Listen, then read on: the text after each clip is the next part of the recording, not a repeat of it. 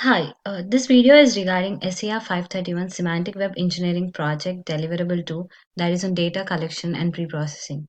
We are from Team 2. Our project is on analysis of crime rate in different cities of US.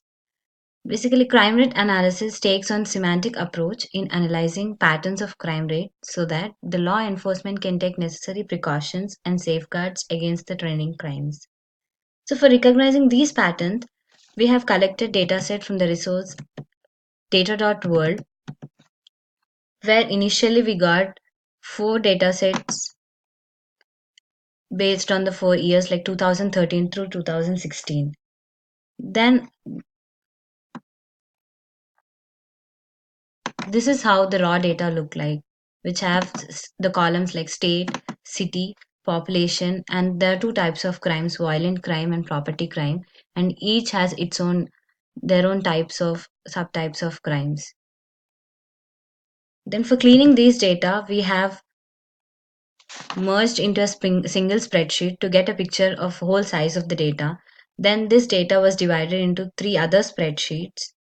The first one is based on three columns: country, state, and city. The second spreadsheet is about one of the type of crime, that is property crime, that will have columns like state, year, city, population, property crime, and its subtypes. And the third data set would have violent crime with the column state, city, population, violent crime, and its subtypes. After processing these data sets, for the data the statistics for which the statistics are not available, they were replaced by zero, assuming that this crime has not occurred for that respective city in the year. For now, for designing ontology of this project, we have categorized classes like based on state, city, and crime. Violent crime and property crime would be subclass of crime, and murder, rape 1, rape 2, robbery, aggravated assault will be subclasses of violent crime. Burglary, larceny, theft, motorcycle theft will be subclass of property theft. And for data properties, we have categorized as each population of and occurred in a year.